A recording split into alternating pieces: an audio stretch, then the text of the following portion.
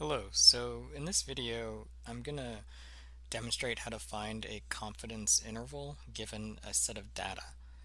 Now, let's read through this first. So we have the resting heart rates of 25 statistic students so we have 25 heart rates from 61 to 95.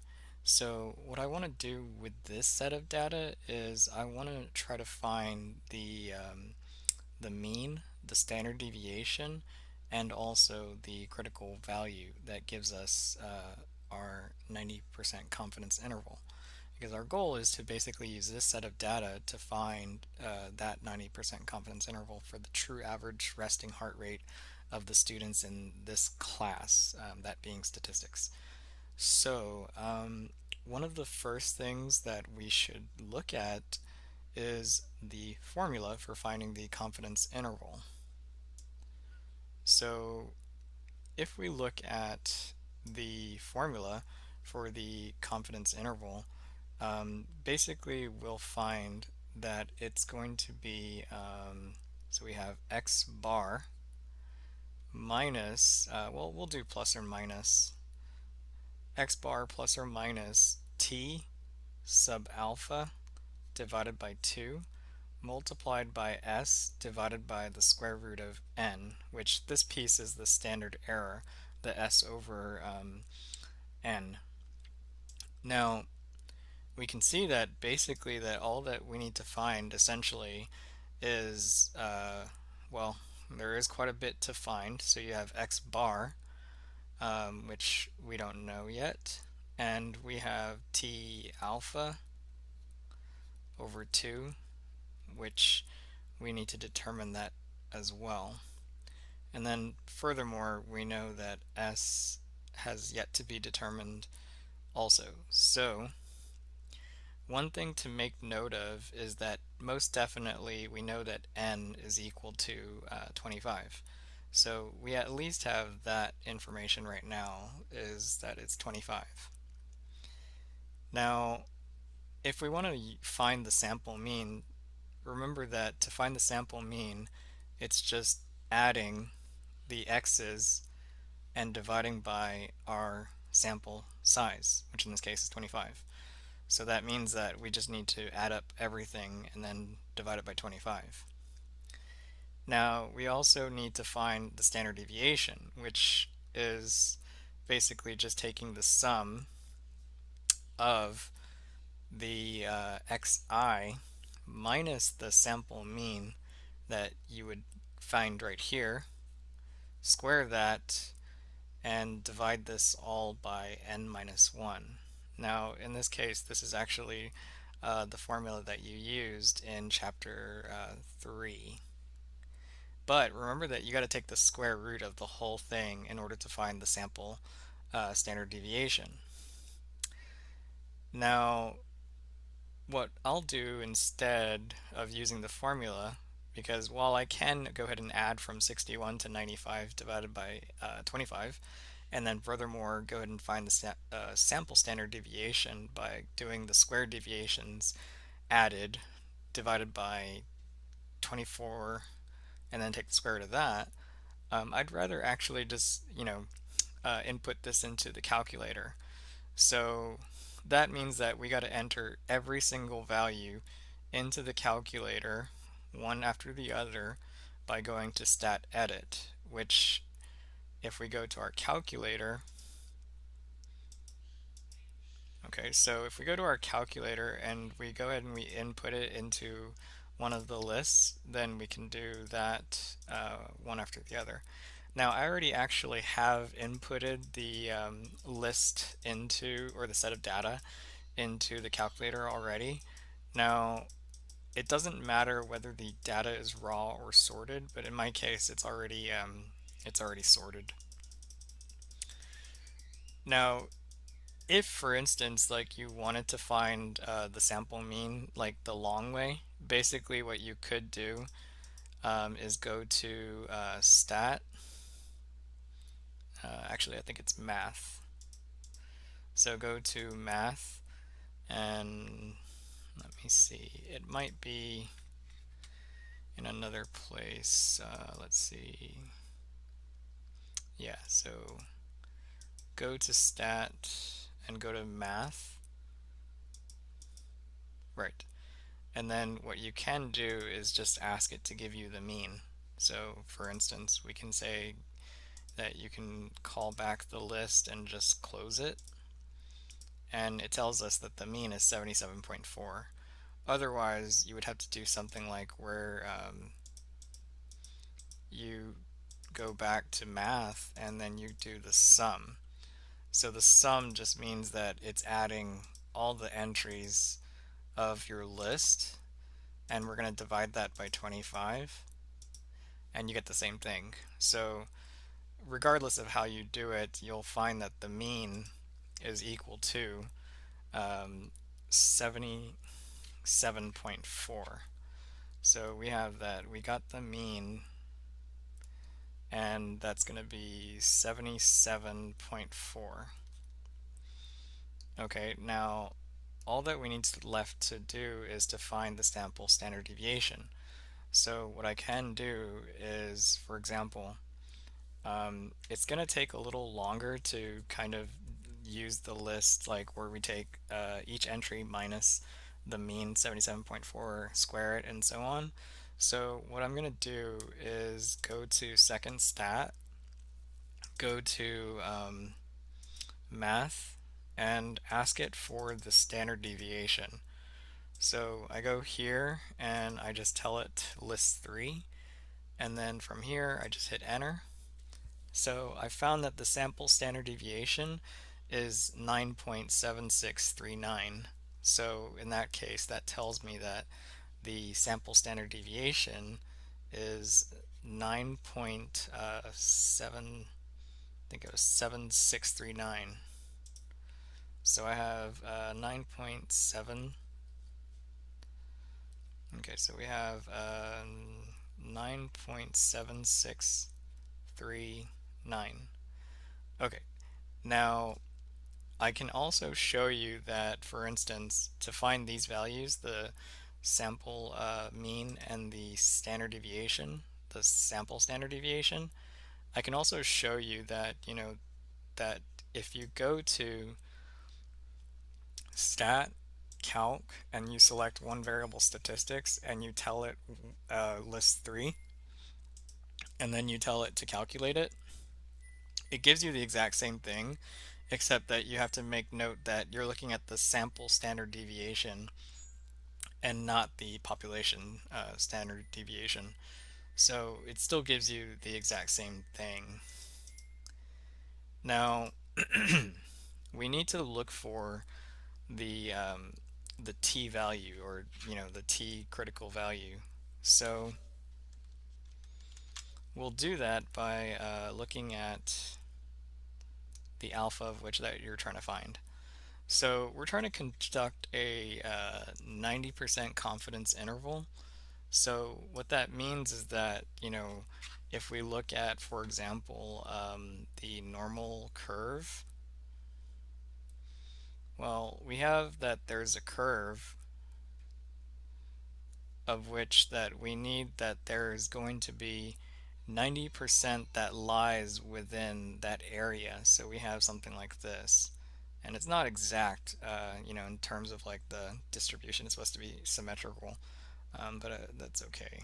Okay, so we have that everything that lies between these two values that we're just going to call t-scores, that it all adds up to 90, and that's 90%. So we know that, yeah, that inside here, this is 90%, which means that out of here, this is half of whatever's left over, which in this case will be 0.05, meaning that over here we have 0.05 as well. Now this is where it gets difficult in terms of like, how do we find the t-score, t sub alpha over 2, but negative, and then we find the positive of it, so t alpha over 2.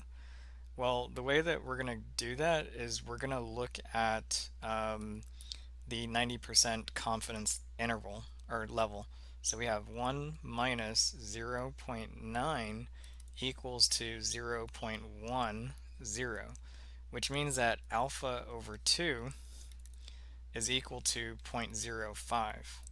But the way that you're going to find that is that you're going to basically just say that the t alpha over 2 has to be equal to inverse t, and then from there you're going to plug the confidence level, so 0.90 plus 0.05 comma the degrees of freedom. So the degrees of freedom as it relates to this sample size is 24. Why? Because you're going to take 25 minus 1 and then just close it. So that tells us that if we go to the calculator and we do second vars, and then just go to inverse t, we want to do 0.90 plus the alpha half, 0.05. The degrees of freedom is 24, and let's see what that gives us. It gives us 1.7109. So that tells us that T alpha over 2 is equal to, okay, so how about we do this? Okay, so we have 1.7, so yeah, 1.7109. Okay, so 1.7109. Now, let me show you how we can look at that in the calculator. So if we plug in, say for example, let's just go ahead and save this value, for instance. Okay, so, and you can just truncate it and just use the same value if you want, like 1.71 or 1.711, whichever way that you want to round. So let's draw this. So, because I want to be able to see how we can actually say that if we plug in negative 1.7109 and then we say that the upper limit is the same, okay, and we'll leave this as 0 and 1, and we'll go to draw. So, okay, there's a little bit of error, but that's okay. It's mostly because we rounded, but let's say that, I go back and I use my values. Okay, so shade T. Oh, okay, I don't think that I used the right, yeah, I didn't use the right distribution. So 1.7109. The degrees of freedom is 24, so okay.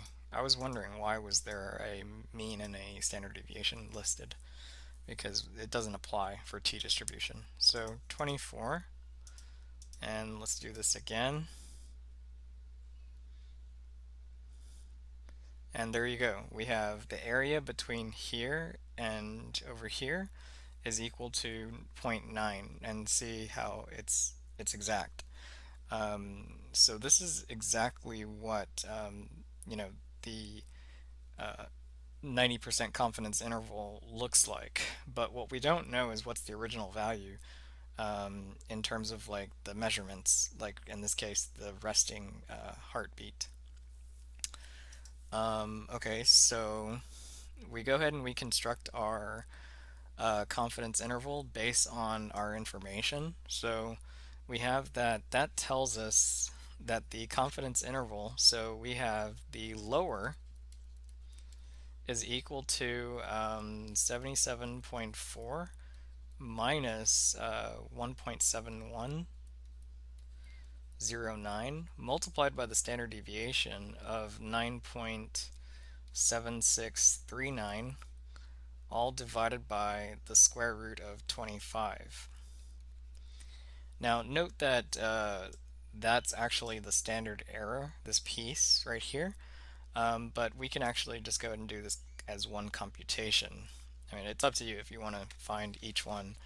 Okay, so we have that we go back and we have 77.4 minus 1.7109 multiplied by our standard deviation was 9.7639, and this is all divided by the square root of 25. Now, I did the similar problem in Excel, which, I mean, that was just really an alternative method because, you can either do it by hand using a four-function calculator, or you can use the graphing calculator, or you can use StatCrunch, or you can use Excel. So it kind of gives you the idea that there's many different ways that you can calculate this. And our case was that we're just trying to save as much time as possible.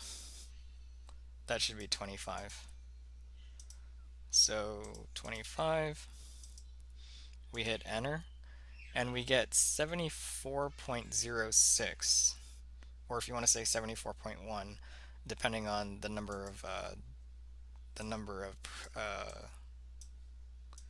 decimal places that you want to use. It appears that we should probably just say one decimal place.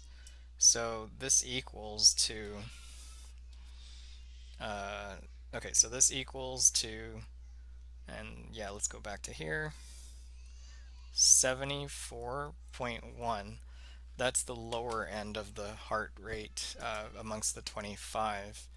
So we'll go back to our upper limit.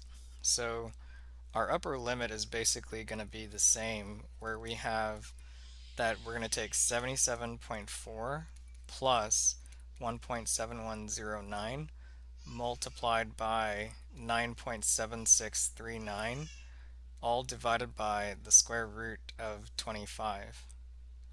Okay, so this is going to be the upper limit for our confidence interval.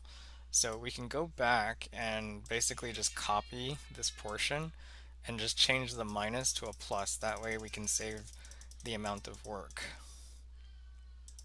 So we do plus and we hit enter, and we get 80.7. So that tells us that the upper limit is going to be 80.7 beats per minute. So 80.7, and let's see, okay, so yeah, this is going to be our lower limit, and this is going to be our upper limit, which tells us that the confidence interval for this, so the solution in that case, we have that's going to be 74.1 comma 80.7. Okay, so that means that the true average heart rate is somewhere between 74.1 and 80.7. Okay, so let's see. Now there is a way that we can actually compute this even faster. So note that I mean, we didn't really compute the mean by hand necessarily, but we know that we can.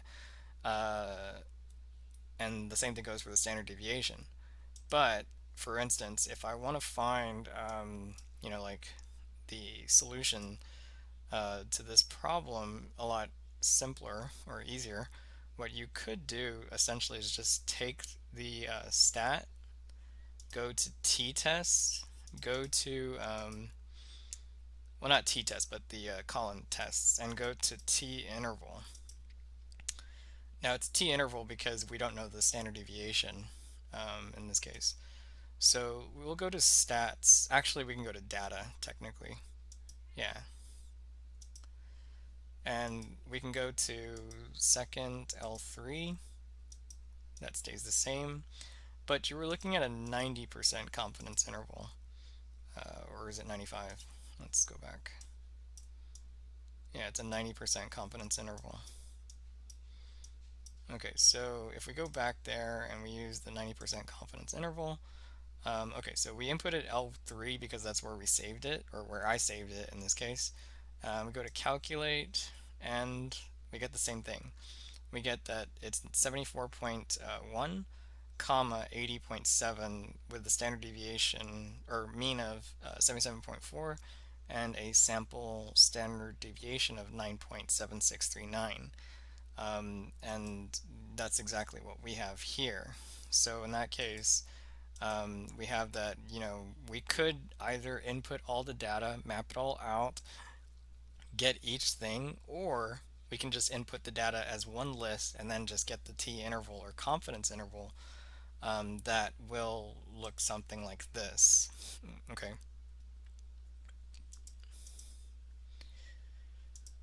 Now, in either case, if you need to use Excel, you can, but obviously that won't exactly help you as it relates to like when you need to take the exam or when you're taking possibly like the final even. But either way, you have the formulas available so that you can compute, you know, whatever they ask. You just have to know kind of like which of the distributions that you're using. And the only reason that we were using this distribution was because we're talking about the sample mean basically, and we don't know what the standard deviation is, so we had to use our estimates. Okay.